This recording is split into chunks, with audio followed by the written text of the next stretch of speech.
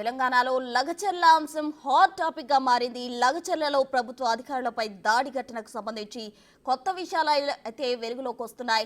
తాజాగా అయితే రిమాండ్ రిపోర్ట్లో కేటీఆర్ పేరు పదే పదే ప్రస్తావనలోకి రావడంతో కేటీఆర్ ఇంటి దగ్గర అయితే కేటీఆర్ శ్రేణులు కావచ్చు, పార్టీ కార్యకర్తలు ఎక్కడ అరెస్ట్ చేస్తారనే ప్రచారంతో భారీగా మోహరించినట్లు తెలుస్తుంది. అయితే బిగ్ టీవీ చేతికి తాజాగా పట్టిన నరేందర్ రెడ్డి రెచ్చగొట్టే వ్యాఖ్యల వీడియో అయితే చిక్కింది. కాంగ్రెస్ నేతలైన అధికారులైనా ఎవరినైనా దాడి చేయనట్టు పట్నం రెచ్చగొట్టినట్లు తెలుస్తుంది. అయితే ఆ వీడియోలో క్లారిటీగా మనకు కనిపిస్తోంది. ఏదైనా జరిగితే కేటీఆర్ హరీష్ రావు చూసుకుంటారు, మన వెనక కేటీఆర్ ఉన్నారు అంటూ పదే పదే పిలుపునివ్వడం ఇక్కడ హాట్ టాపిక్ గా మారింది.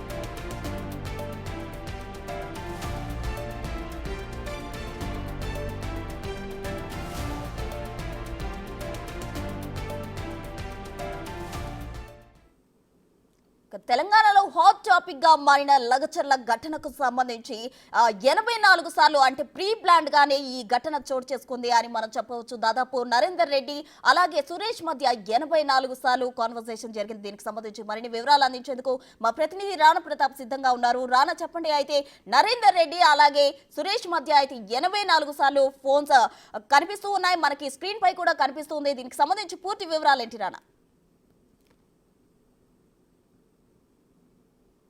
పట్నం నరేందర్ రెడ్డి ప్రధాన అనుచరుడైనటువంటి సురేష్కి ఈ మొత్తం అధికారుల మీద దాడులు చేసేందుకు ఉసుకొల్పారనేది కూడా ప్రధానమైనటువంటి ఆరోపణ వస్తున్న నేపథ్యంలో దాంట్లోనే ఇప్పుడు ఆయన రిమాండ్ ఖైదీగా ఉన్నటువంటి నేపథ్యంలో ఇప్పుడు పట్నం నరేందర్ రెడ్డికి సంబంధించి అలాగే ఆయన ప్రధాన అనుచున్నటువంటి సురేష్కి సంబంధించి వాళ్ళిద్దరి మధ్య జరిగినటువంటి కాల్ కన్వర్సేషన్ దాదాపు 84 సార్లు వీళ్ళు మాట్లాడుకున్నారు.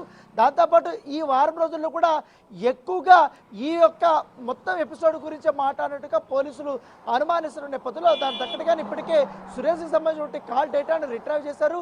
కాల్ డేటాను చూసిన తర్వాత పూర్తి స్థాయిలో ఇటు పట్నం నరేందర్ రెడ్డికి భారీ స్థాయిలో కాల్ చేసినట్టుగా పోలీసులు నిర్ధారణ చేసుకున్నటువంటి నేపథ్యం అయితే కనపడుతుంది. ఇప్పుడు అసలైన కుట్ర బట్టబయలైందంటూ కూడా కాంగ్రెస్ పార్టీ సంబంధించిన శ్రేణులు చెప్తున్నారు. అయితే ఇప్పుడు ఇంతకుముందు ఒక కేటీఆర్ కూడా ఒక ట్వీట్ చేశాడు. ఎందుకంటే ఎవరిదిరా కుట్ర, ఏంటి కుట్ర అంటూ కూడా కొన్ని సంఘటనలు ఆయన ఇచ్చేస్తూ ఉటంకిస్తూ ముఖ్యమంత్రిని ఆయన టార్గెట్ చేస్తూ కూడా ఒక ట్వీట్ చేసినటువంటి నేపథ్యం కనపడుతుంది. ఇప్పుడు ఆ ట్వీట్ మీద కూడా ఇటు కాంగ్రెస్ శ్రేణులు బగ్గుమట్టినటువంటి నేపథ్యం కనపడుతుంది. ఎందుకంటే రాష్ట్రానికి ముఖ్యమంత్రి అయినటువంటి ఒక వ్యక్తిని ఎవనివిరా అంటూ కూడా క్వశ్చన్ చేయడం ఏంటి, ఏకవచనంతో పిలవడం ఏంటి, పైగా చేసిన తప్పు ఒప్పుకోకుండా ఇలా బుకాయించడము, పైగా రైతుల పక్షాన పోరాడుతున్నానంటూ కూడా ఇట్లా చెప్పడము, దాంతోపాటు దీని ద్వారా కూడా లబ్ధి పొందే విధంగా కూడా ఇటు ప్రయత్నిస్తున్నారంటూ కూడా కాంగ్రెస్ పార్టీకి సంబంధించిన నేతలు కూడా ఇటు ఆరోపణలు చేస్తున్నటువంటి నేపథ్యం అయితే కనపడుతుంది. సో అది ఒక ఎపిసోడ్ అయితే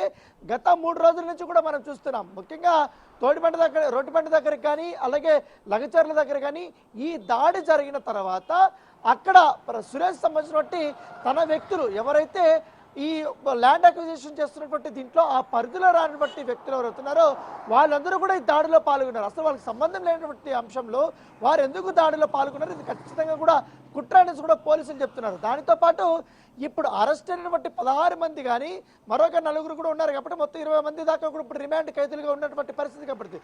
వాళ్ళల్లో పూర్తి స్థాయి స్టేట్మెంట్ రికార్డ్ చేసినప్పుడు వాళ్ళ కన్ఫ్యూజన్ స్టేట్మెంట్లో చాలా క్లియర్గా చెప్పారు.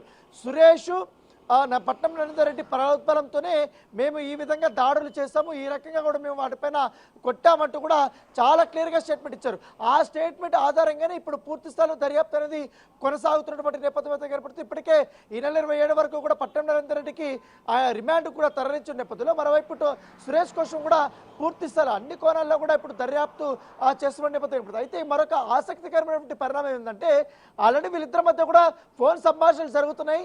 పదుల సంఖ్యలో కూడా ఫోన్లు మాట్లాడుకున్నారు. అయితే గతంలో పట్నం నరేందర్ రెడ్డి ఇదే 6 గ్రామాలకు సంబంధించి వారితో కూడా ఆయన మాట్లాడినట్టు, ఆ గ్రామ సభలు నిర్వహించినట్టు, ఆ సభల్లో కూడా మన వెనకాల కేటీఆర్ ఉన్నాడు, పార్టీ ఉంది, మీరు పోరాడండి, మేము ఏం జరిగినా మేము చూసుకుంటాం, మీకు అన్ని ఆర్థిక అండదండలతో పాటు ఏ ఒక్క కష్టం వచ్చినా కూడా, కేసులు వచ్చినా కూడా మేము అండగా నిలబడతామంటూ కూడా వారిని రెచ్చగొట్టినట్టు ఇప్పుడు కొన్ని ఆధారాలు అనేది పోలీసులకి చిక్కినటువంటి నేపథ్యం కాబట్టి ఇప్పుడు ఆ కోణంలో కూడా పూర్తి స్థాయిలో దర్యాప్తు చేస్తున్నటువంటి నేపథ్యం అయితే ఏర్పడుతుంది. ఎందుకంటే ఇంకా చాలా మందిని అరెస్ట్ చేయాల్సినటువంటి అవసరం ఉంది, ఇంకా చాలా మంది పరారీలో ఉన్నారు.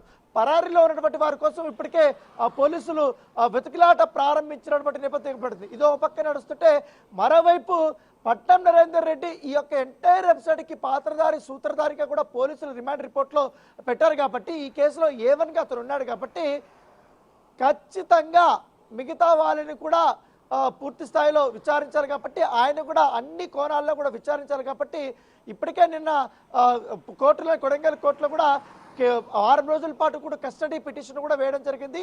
ఇవాళ దాని విచారణకు రాబోతుంది. ఇవాళ విచారణలో మొత్తం నరేందర్ రెడ్డిని ఎన్ని రోజుల పాటు కూడా కస్టడీకి అనుమతిస్తారు కోర్టు అనేది కూడా ఒక ఆసక్తికరమైనటువంటి పరిణామం. మరోవైపు ఇదే కేసులో పట్నం నరేందర్ రెడ్డి కేటీఆర్ పేరును ప్రస్తావన కూడా తీసుకొచ్చినట్టు కూడా రిమాండ్ రిపోర్ట్లో చాలా క్లియర్గా ఉంది. కేటీఆర్ చెప్పినట్టుగానే తాను చేశారంటూ కూడా చెప్పినట్టుగా తెలుస్తుంది. అదే అంశాలు కూడా నిన్నటించి కూడా మనం అనేక అంశాలపైన కూడా మనం చెప్తూనే ఉన్నాం. రిమాండ్ రిపోర్ట్లో కూడా చాలా క్లియర్గా ఆయన పేరు ఉన్నటువంటి నేపథ్యం కనపడుతుంది. సో ఎంటైర్గా ఇటు చూసుకున్నా మాత్రం ఈ మొత్తం కేటీఆర్, పట్నం నరేందర్ రెడ్డి, సురేష్, మరో ఇతర వ్యక్తుల మధ్య కూడా ఈ కేసు వారి మెడకు చుట్టుకోబోతున్నట్టుగా మనకు సమాచారం ఉంది. పోలీసులు ఆ దిశగానే ఇప్పుడు దర్యాప్తు చేస్తున్న కాబట్టి ఇప్పటికే ప్రాథమికమైనటువంటి ఆధారాలు కూడా కేటీఆర్కి వ్యతిరేకంగా కూడా లభించినట్టుగా కూడా మనకు సమాచారం అవుతుంది. ఎందుకంటే సీఎం సొంత నియోజకవర్గంలో ఇలాంటి అస్థిరత పరిచే విధంగా కూడా కుట్రలు చేయడము, వారిపైన కొట్లాడటం, ఇప్పటి వరకు కూడా బీఆర్ సంబంధించినటువంటి నేతలు ఎవరు కూడా కలెక్టర్ పైన కానీ మిగతా అధికారుల పైన కూడా దాడి చేస్తే, అంత పాశవికంగా కొడితే వారిని పరామర్శించడం కానీ, ఈ దాడి హేయమైన చర్యని కానీ లేకపోతే ఖండించడం కానీ అవి చేయకుండా మా కార్యకర్తలు చేయలేదు, రైతులు చేయలేదు, వాళ్ళ పక్షాన మేము పోరాడతామంటూ కూడా ఇలా చెప్తున్నారంటూ కూడా కాంగ్రెస్ పార్టీకి సంబంధించిన నేతలు అటాకింగ్ చేస్తున్నటువంటి నేపథ్యం కనబడుతుంది. సో రాజకీయ రంగు మొలుపుకుంది కాబట్టి ఖచ్చితంగా ఇది కలెక్టర్ పైన దాడి చేసినటువంటి అంశం కాబట్టి పోలీసులు కూడా చాలా సీరియస్గా తీసుకొని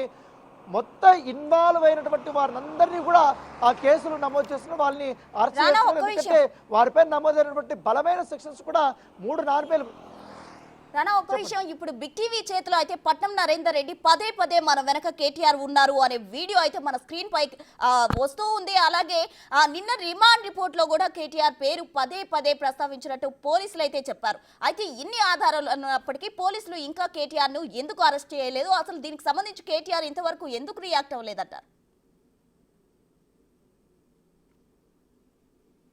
ఎందుకంటే రిమాండ్ రిపోర్ట్ లో నేను ఒక అంశం చదువుతాను.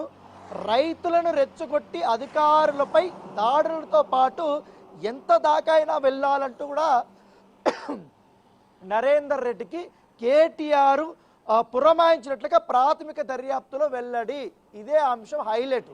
దీంట్లో రిమాండ్ రిపోర్ట్లో చాలా క్లియర్గా కూడా రాసినటువంటి నేపథ్యం అయితే కనపడుతుంది. దాంతోపాటు లగచర్ల దాడి పథకం ప్రకారమే జరిగిందని ఒక్కొక్కటిగా సాక్ష్యాలు కూడా ఇప్పుడు వెలుగులోకి వస్తున్నటువంటి నేపథ్యంలో ఇప్పుడు కేటీఆర్ తను ఎట్లయినా కూడా ఈ కేసులో అరెస్ట్ అవుతాడనేసి దీంట్లో సింపతి గెయిన్ కావాలనే ఉద్దేశంతో రైతుల కోసం పోరాడుతూ, రైతుల కోసం పక్షాన్ని నిలబడుతూ, నన్ను అరెస్ట్ చేసినా పర్లేదు, నేను వాళ్ళ కోసం హ్యాపీగా నేను జైలుకి వెళ్ళడానికి సిద్ధం, నన్ను ఏ కేసులైనా అరెస్ట్ చేసి కావాలని జైలుకి పంపిస్తారనే విషయం నాకు ఎప్పుడో తెలుసు కాబట్టి ఈ కేసులో అరెస్ట్ చేయడానికి వాళ్ళు రంగం సిద్ధం చేస్తారు కాబట్టి నేను రెడీ అంటూ కూడా ఇప్పుడు సింపతి కార్డు అనేది తెరపైకి తీసుకొచ్చారనేది ఒకటి. అయితే మీరు అన్నట్టుగానే ఇప్పుడు పట్నం నరేందర్ రెడ్డి ఈ 6 గ్రామాల్లో సభలు నిర్వహించి వారిని రెచ్చగొట్టి మన వెనకాల కేటీఆర్ ఉంటాడు, ఎవరైతే మన పార్టీ నేత ఉంటాడు అన్నీ చూసుకుంటాడు, మీరేం అధైర్యపడతండి, మీరు ముందుకెళ్ళండి, గో హెడ్ అంటున్నటువంటి అంశాలు కూడా ఇప్పుడు తెరపైకి వచ్చాయి.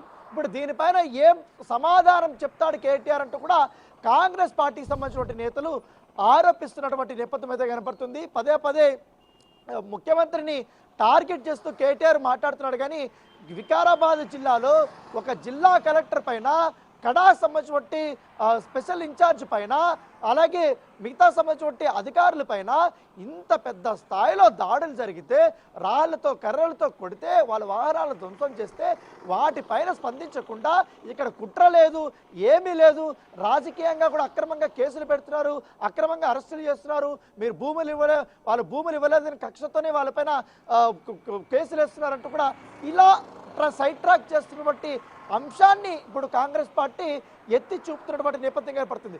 గతంలో ఇదే బీఆర్ఎస్ పార్టీ ఏదైతే హెల్త్ సంబంధించినటువంటి ఫార్మాసిటీ పేరుతో 19,000 ఎకరాలు ఇటు ఇబ్రహీంపట్నం పరిసర ప్రాంతాల్లో రైతుల వద్ద వాళ్ళ పొట్ట కొట్టి 3 పంటలు పండే పంటల దగ్గర అక్రమంగా వారిని కొట్టి చిత్రహింసలు పెట్టి వాళ్ళపైన కేసులు పెట్టి వాళ్ళ జైలుకి పంపించి నయానో భయానో అన్ని రకాలుగా చేసి వాళ్ళపైన అనవసరంగా అక్రమంగా వాళ్ళ దగ్గర ఇన్ని వేల ఎకరాలు ఏంటి ఒక ఫార్మాసిటీ కోసం ఇంత పెద్ద స్థాయిలో లాక్కున్నప్పుడు అప్పుడు కాంగ్రెస్ పార్టీ పెద్ద ఎత్తున కూడా ఉద్యమం చేసింది. ఏ రోజు కానీ రైతులు రెచ్చగొట్టలేదు, అధికారులు కొట్టమని లేకపోతే రాజకీయ నాయకులు కొట్టమని ఏ రోజు కూడా చెప్పడం లేదు. అప్పుడంతా కూడా చాలా మంచి వాతావరణంతో వారి యొక్క నిరసన మాత్రమే వ్యక్తం చేస్తారు. కానీ ఇప్పుడు మాత్రం అధికారుల మీద 600 ఎకరాలు 500 ఎకరాలు మొత్తం కలిపి కూడా 1300 ఎకరాల కోసం ఇప్పుడు అధికారులను కొట్టించేటువంటి కుట్ర చేసింది మాత్రం కేటీఆర్, పట్టణ నరేందర్ రెడ్డి కూడా కాంగ్రెస్ పార్టీ ఆరోపిస్తుంది. Thank you Rana.